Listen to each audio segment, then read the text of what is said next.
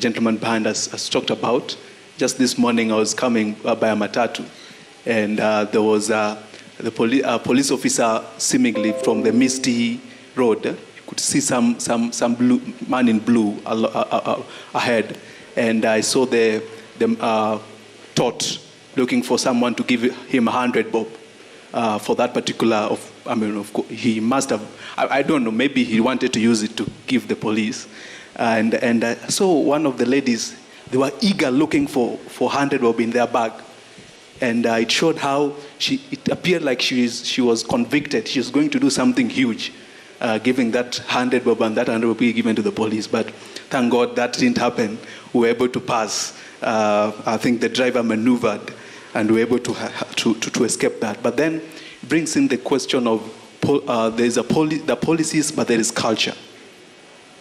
So how then are we able, as we sensitize people, ensure that the culture becomes a culture of integrity?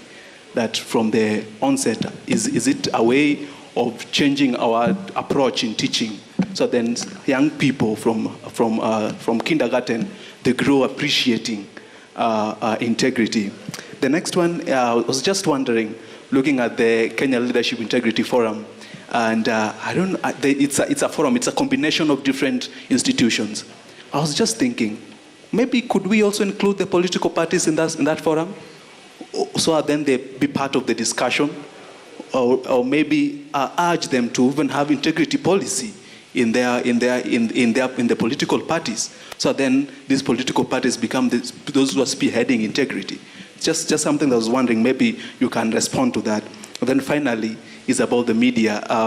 There's a preacher at one point who gave a story that he was giving a story that he at one point sat on the laps of someone's wife, and so when these other people, when someone heard, they were angered. How can the speaker say something of that sort? But then it happened that he didn't get the whole story, because he said he sat on someone's wife's lap while he was a baby, and that was his mother. So you realize at times we find media just picking the beat and missing. So my question is, how then can we, what does the media do in the instances where we're having wrong misinformation? We have a number of times where I've been involved. I was in the event. So what happened? But then looking at the news, I'm wondering, no, that is actually a miss of integrity in one or the other. But also, what can I do if in the event I saw what happened, but what is being aired is wrong? What can I do as a citizen, or what avenues can I follow? Thank you very much.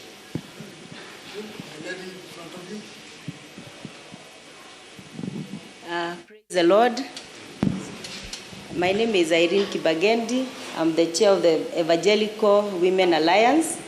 So my previous speaker is a colleague in the Evangelical Alliance of Kenya.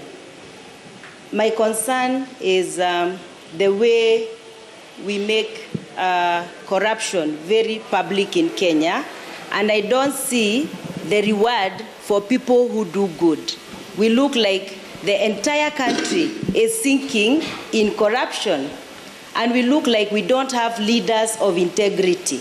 And maybe I will also be talking to the media in my point, because we have a tendency as media to make public bad things, and good things are not known.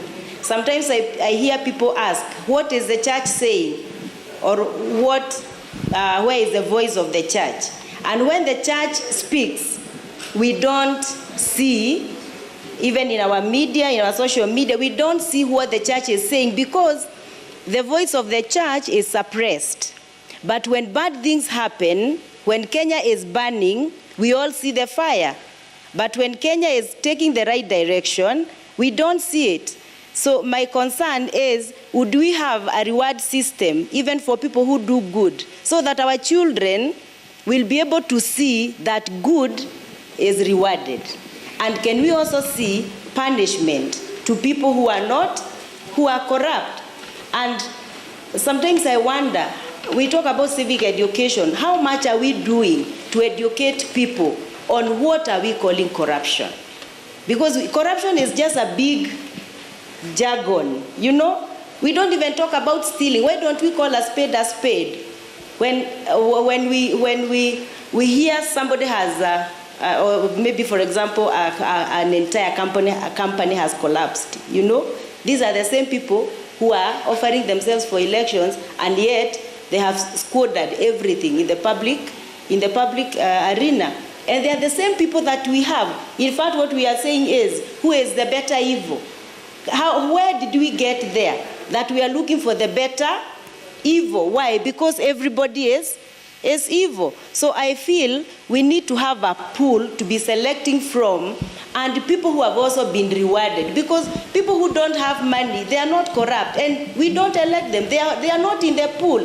Maybe even at the political parties, when the political parties are being formed. Can we be able to see a political party of people of integrity? That's my concern. Thank you. I think those are enough. So we shall ask the panel. I'll give each 5 minutes to respond to all those things that were said, and maybe something else. Actually, let me throw in one more thing. We've had a lot of statements about the integrity chapter, which is good. But it is in conflict with the Bill of Rights. So how do you deal with that? The Bill of Rights says very clearly, the integrity, no, it doesn't say the integrity. Somebody can be victimized politically. And one of the best ways of victimizing something is say he's a crook. He's a thief. He's all that. And when you go to the other side, the Bill of Rights says you cannot stop somebody unless he's been properly what? Convicted. How do you reconcile those realities? And in order to stop bad people from getting elected. Let's start with the media guy. Thank you. Number one, someone says that the media should follow up corruption cases. I think you're overworking the media. It's the work of the duty bearers, if it's ASCC or ODPP, to give us progress on the cases. And every time that progress was given, the media highlighted. Because if the media staff, we do not have enough staff to run across all courts and all that, but the ODPP can give a progress on cases taken and all that, the media will highlight that. Number two, I think we have lost sense entirely about what is sacred. In the sense that we must decide as a nation whether you need EACC clearance to vie or not. If we decide that you need it to vie and you don't get it, then you do not vie. We are a country where someone presents a KCSE certificate, the National Examination Council says we did not issue this certificate, and the person is left to vie and all that. So we just gotten lost in between, so we walk around to get someone to throw a stone at and all that. So it's really tricky. Finally, the lady said that the media should highlight a lot of good news. I know that, and with all humility, I'm a Christian. I worked for 14 years in the church in communication. The church does a lot of good news. The media should also highlight the bad news. That's why we say that if a man bites a dog, that will be news. But if a dog bites a man, it's not news. If you go up to this roundabout and 200 vehicles passed, and then one motorcycle crashed, everybody will go to the one motorcycle that crashed, and the 200 vehicles that have passed are not news. We must understand where that is coming from. So back to where I said, just an ecosystem and let everybody do their part. Thank you. Thank you. The input from the audience has been very interesting. What comes to mind are two things. One is, what do we mean by integrity? We've been using this word a lot. If you look at the meaning of the word integer from the mathematical perspective, an integer is a whole number, isn't it? Yeah, 0, 1, 2, it can be positive or negative. If we want people of integrity, or we want to be people of integrity, what does that mean? We need to be whole people. That is, are we people who are aligned in terms of what we think, what we say, and what we do. Yeah. Now, me, myself, and I, yeah, what I think, is it what I say and what I do in the first place? From there, maybe I can begin to assess potential candidates at national or local level. Is there that alignment between what they think, they say, and they do? If not, there's a difficulty of integrity there. So let's understand what we're talking about. 2, a beacon of hope. Somebody talked about a culture of integrity, and it's true. It takes time to build a culture, and we've come a long way, in actual fact. I was talking with somebody from the EACC before we started today, and this person was mentioning that at least now our main candidates are talking about issues like corruption. 10 years ago, that might not have been even the case. So the work of the EACC and so many other institutions is beginning to build up a culture of awareness around corruption and the need for integrity.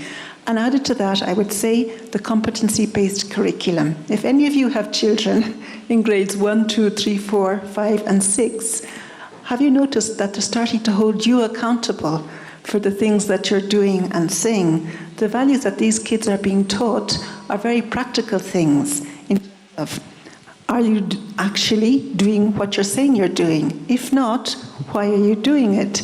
So I think that this curriculum is also going to contribute to building citizens of the future that have very good habits and will help us eradicate corruption. Sheila? Thank you very much to the audience for those questions, and Prof for throwing in a very difficult one. I will answer it last. But on just to touch on the issue around the reward mechanism for people who do good, people who are ethical, I think it's important. And I know that there have been efforts to have even awards for people public officers who have demonstrated good ethical leadership as they serve in office, which is important, and this needs to be continued and needs to be well profiled and highlighted, because we also want to show people that there's a reward for doing the good thing. And so I agree with you, the chair of the Evangelical Women Association, Irene.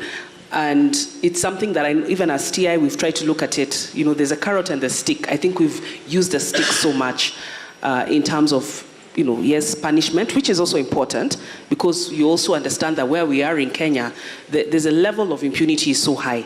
So punishment is equally important, because you also have to show that there are consequences for people who participate in wrongdoing and other offenses. And we haven't had enough of punishment, if you ask me. And that is why there's still a lot of people who have been accused of certain things roaming around this town and even still presenting themselves and being cleared for public office. So punishment is important, but I agree, award is also important. Awarding people who do good is important. And the other matter, and I think just a rebuttal to David, because we've had so much of bad, I believe there's so much bad news right now populating our news media, and I say this also having the media background. I think now if we started highlighting the good, that will be a game changer. It will be different, because right now Kenyans are so, you open your screen, the first 5 stories, well, of course, apart from the campaigns, it's just bad news after bad news, crime, whatnot.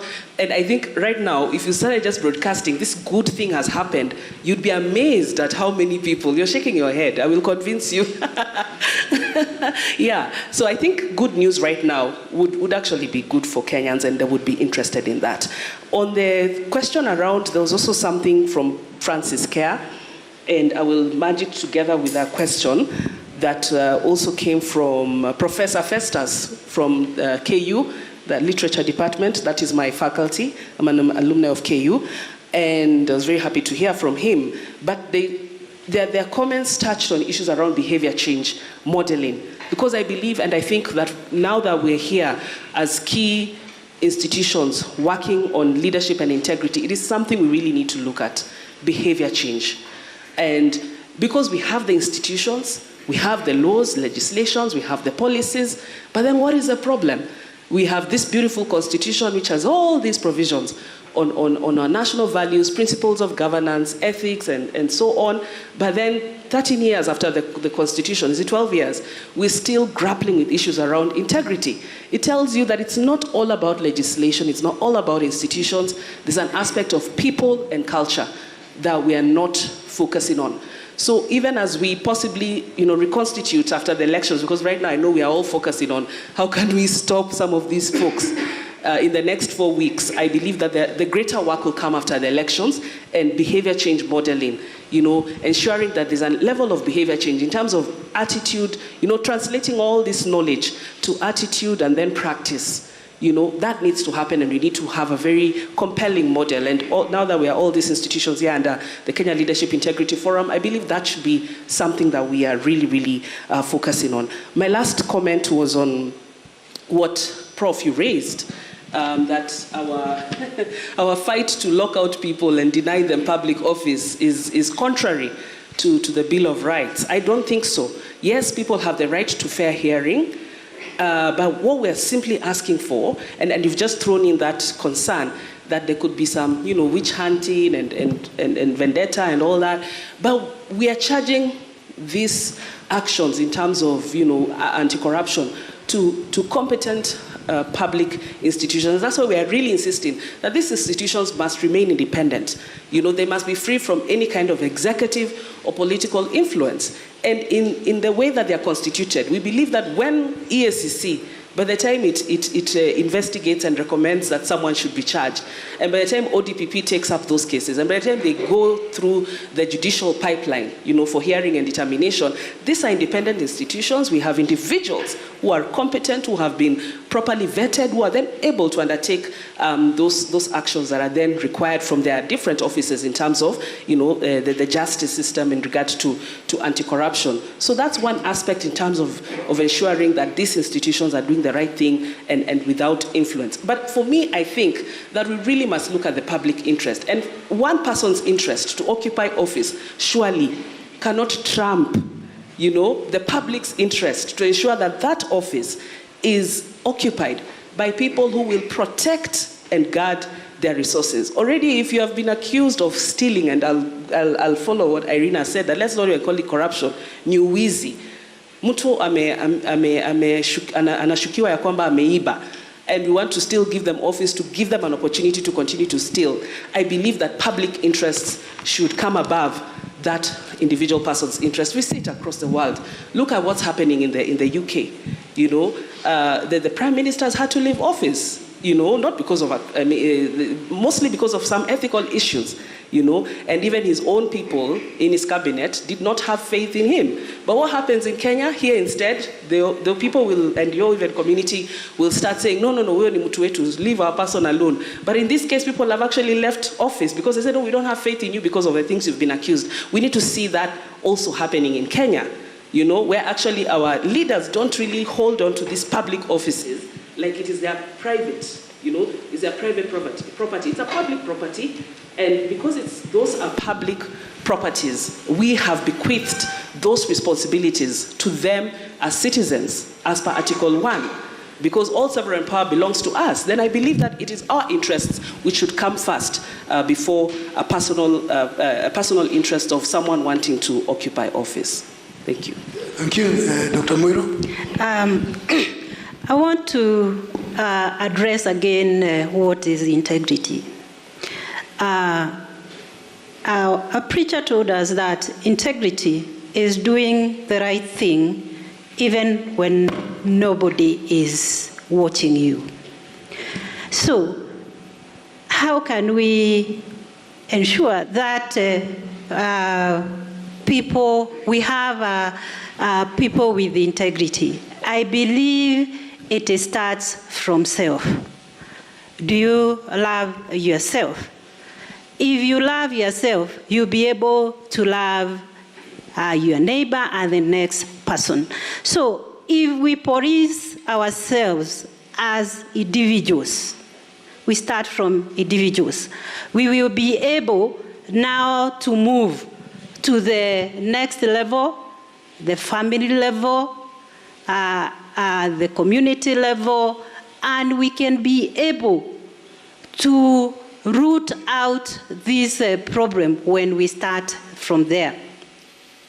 So when we have ethical people in a community, even institutions like EACC will be able to execute its mandate. One of our mandates is prevention.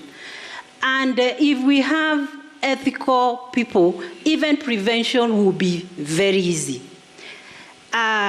Also, I can call upon, once we start from individual, family level, now we go to the community. The community should be able to carry out civic education. Somebody talked about civic education. So we don't have to wait for institutions like IBC, EACC to conduct civic education. Why can't we start it from our villages? And then we move up. So when we have elders in the villages telling people, when you elect somebody who is known to be a thief, that they are going to destroy your village, then it will move up even to the national level. But now, what do? We glorify the thieves. So it is fighting corruption and having people with integrity. It is a battle for everybody, not institutions. It is a battle for all of us. So let us work together, and even we'll make it easier for institutions which are mandated to fight this vice. Thank you. Please give the panel a round of applause. I think they have done very well, trying to explain difficult things, even when they are not explainable. So thank you very much. Let me wind up as I call Mr. Muya to come and guide us. My point is that everyone should go and vote. Whoever you vote for, let's hope that is the right person. Person who is good-mannered. If you know somebody who is bad manners, don't vote for that person. And bad manners include bad language, insults, stealing, robbing, beating up people, lying. Those are bad manners. And right from the beginning, from the village level, you know them. So don't vote for those people. I'm not saying who to vote for. I'm just saying don't vote for people who are bad-mannered, because they are there. When you go there, you will choose who is the best candidate. I cannot tell you that. And no one can tell anybody. But you can decide who is the best candidate, bearing in mind those factors, and vote for that person, but vote anyway. Second, there is no reason to despair. The country will survive. So the hope is the good thing. And our religious people, your grace, you have a big job giving us hope, to make sure that we don't lose it. Because the minute you lose hope, you lose everything. So despite the difficulties that appear to be there, the country is safe and will be safe. So just do the right thing, and the rest will take care of itself. With that, let me hand over to Mr. Muya.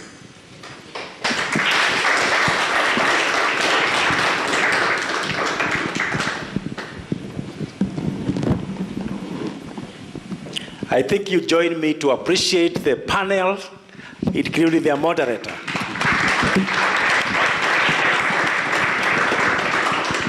You will agree with me, they have delivered on that discourse.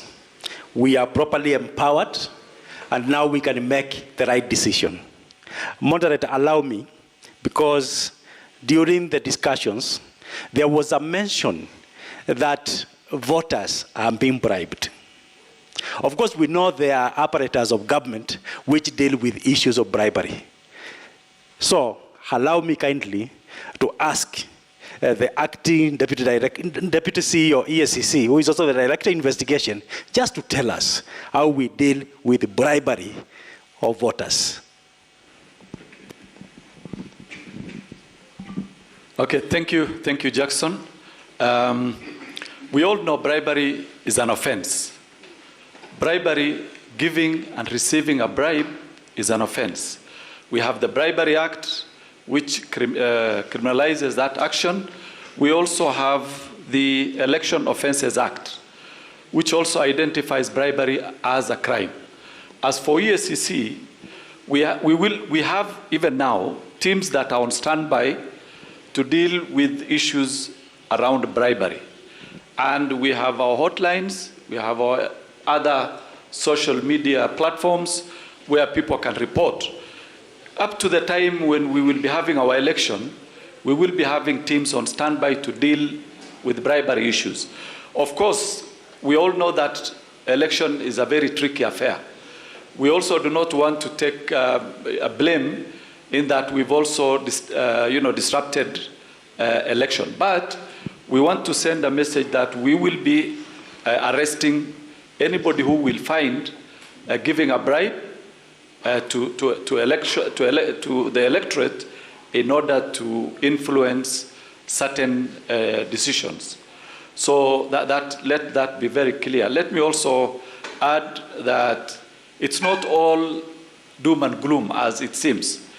As a country, we are doing very well. I can tell you for a fact that when you compare our position with other, whether they are African countries or even other developed countries, we are doing very well.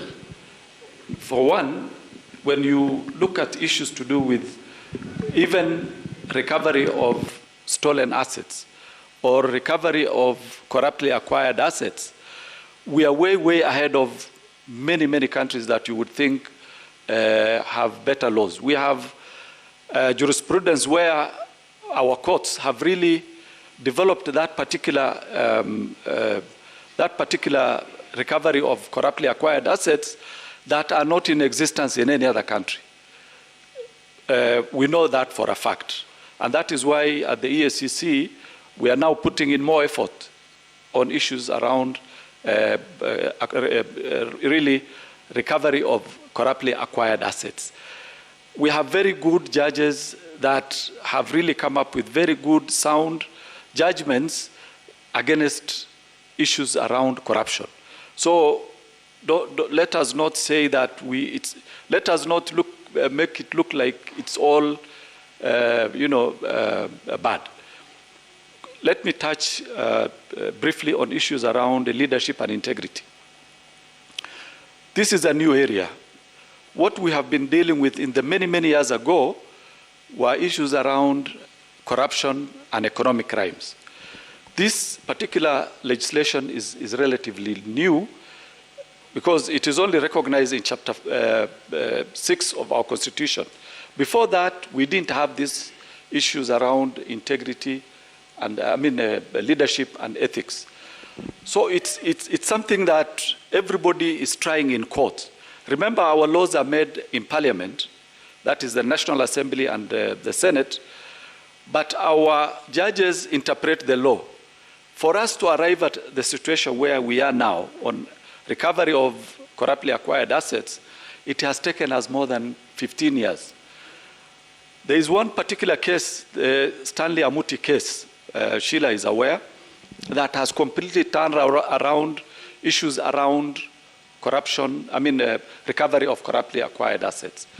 We are certain and we are sure that with the cases that are being presented in court on issues around ethics and leadership, at certain stage, our judges will come up with very sound judgments. That I'm certain, because of historical issues and the way we've been testing the Anti-Corruption and Economic Crimes Act through and through, because unless we test the requirements of that law, the judges will not be able to make a decision on it.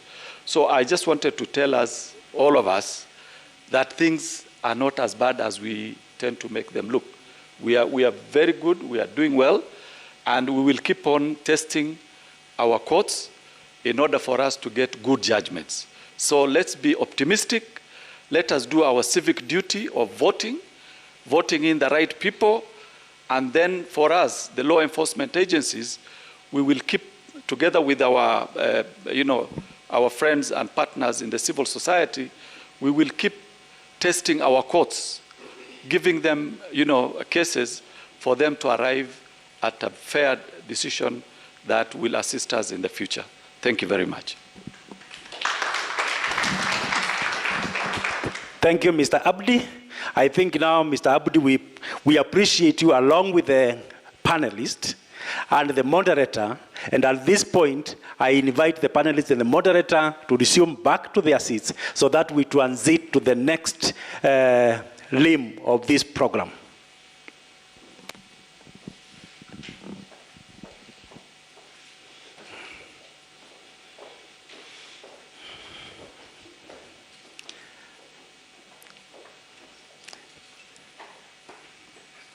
Thank you. With the panel discussion having come to a close, now we want to move to the last part of it, part of our program. And as I sign off, I want to invite my colleague, Director Vincent Okongo, to come and take us through the last part of the program. My name is Jackson Mue, Director of Youth Services and Coordination, EACC. Thank you.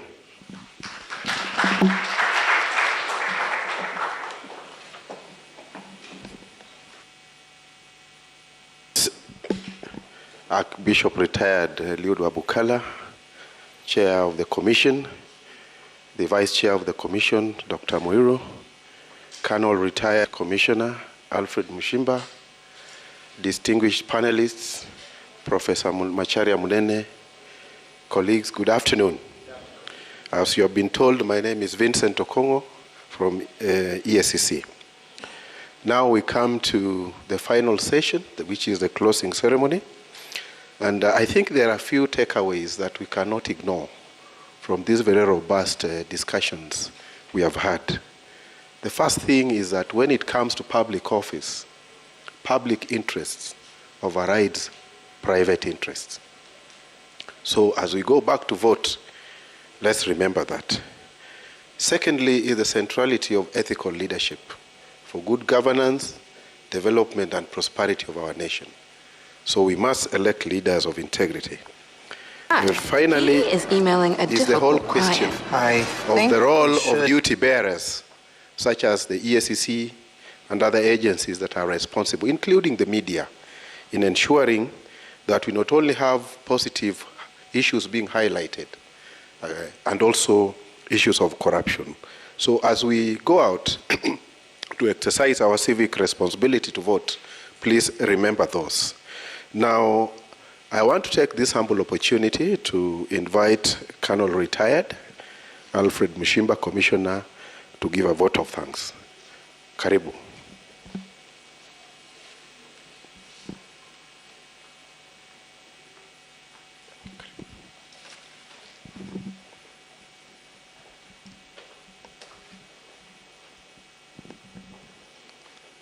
Thank you, Vincent.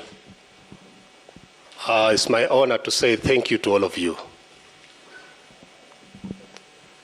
The Most Reverend Dr. Jackson Olesapit, Archbishop of the Anglican Church of Kenya, who is a chief guest, and I know he has left, but I'm sure he has left a representative behind. Archbishop Emeritus Eliud Wabukala, Chairperson, Ethics and Corruption Commission, EACC Vice Chairperson, Dr. Monica Muriel, distinguished panelists, Kenya Leadership Integrate Forum, CLIF, our partners, the management of Strathmore University, ladies and gentlemen, good afternoon.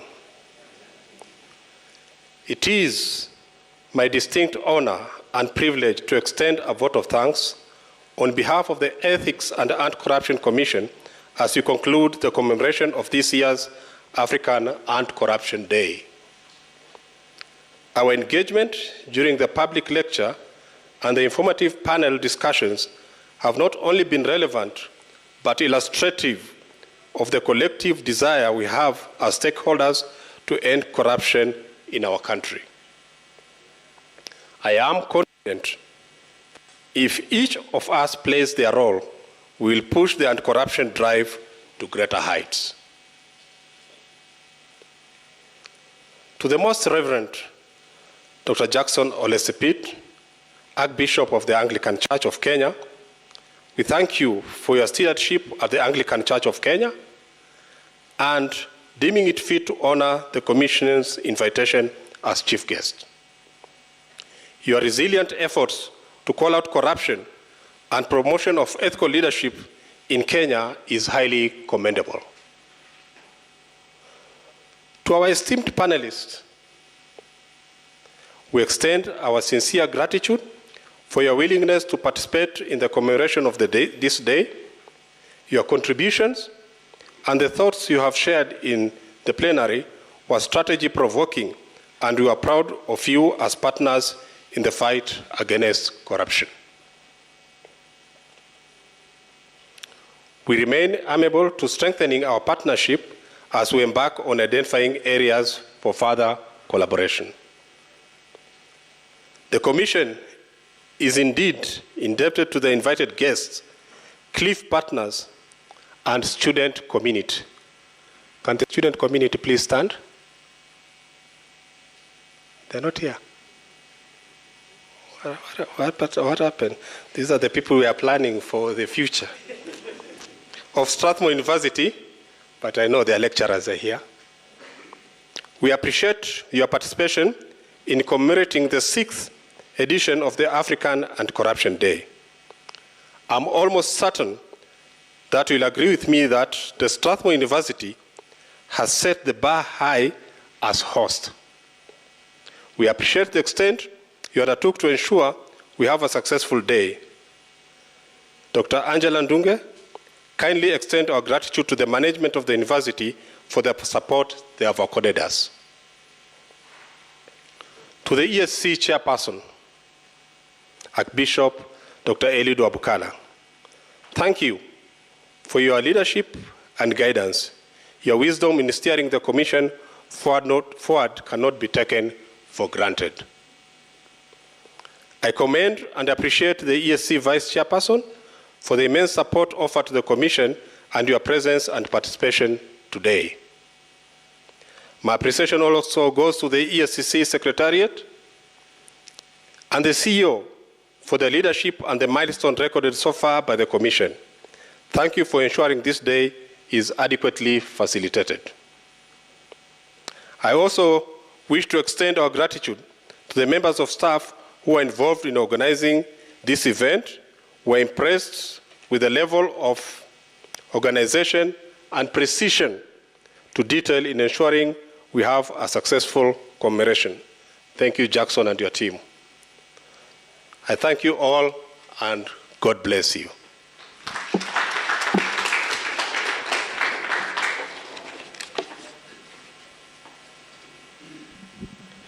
Let's give the Commissioner a better round of applause. Thank you, sir.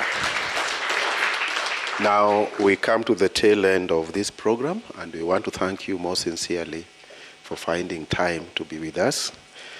And just a few announcements.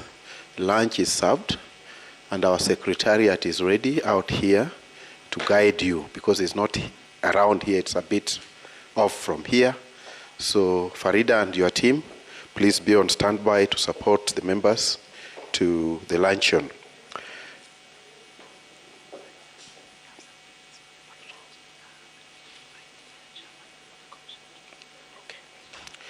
I'm guided that we have a few gifts for our panelists. So I'll take this opportunity to invite our chair, the vice chair and commissioner to come forward so that we provide this token of appreciation to our panelists.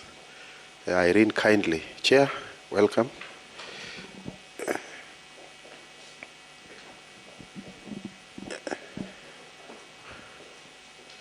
So, yes, we'll start with the Vice Chair is one of our panelists, so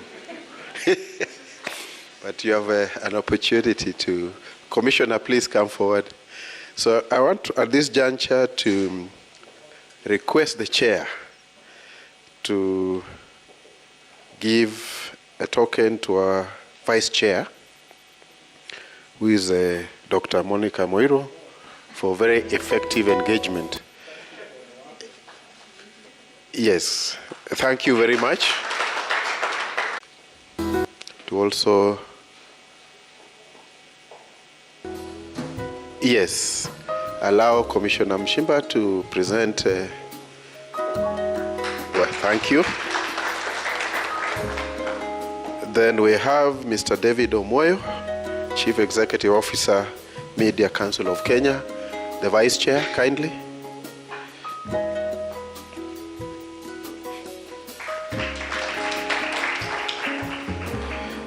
Then we have the Chair to give a token to Dr. Catherine Dean, Senior Faculty, Strathmore University.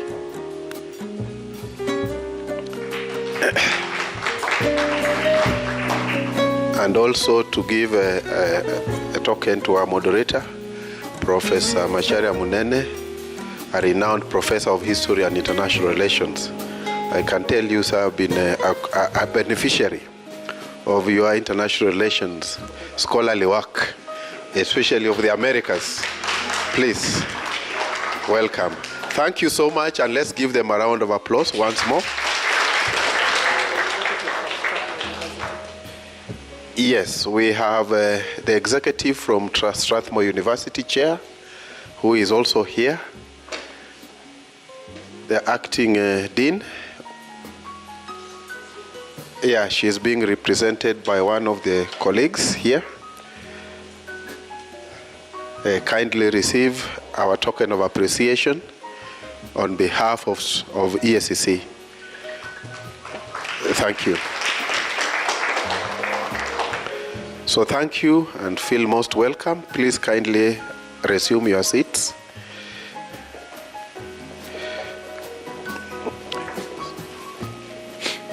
And indeed, a very warm thank you for all of you to be able to be here. I know the other important events you may have attended, but you chose to be with us. So to lead us in a word of prayer and to mark the end of this particular ceremony, I would like to invite Pastor Irene Kibagendi, Chair, Evangelical Women Alliance, Commissioner of Evangelical Alliance of Kenya, to lead us in a word of prayer. Pastor.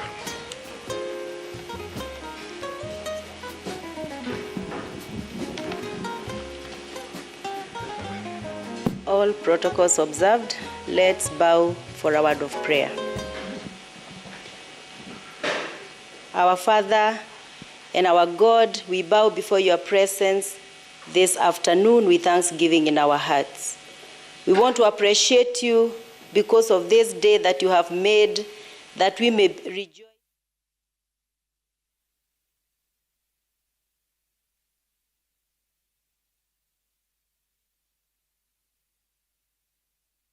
Collect fare kwa boda au matatu ukitumia ViewPay cashless na uqualify for bima ya 100,000 shillings pamoja na medical cover ya 20k na permanent disability cover ya 100k kwa 5 bob pekee. Dial *236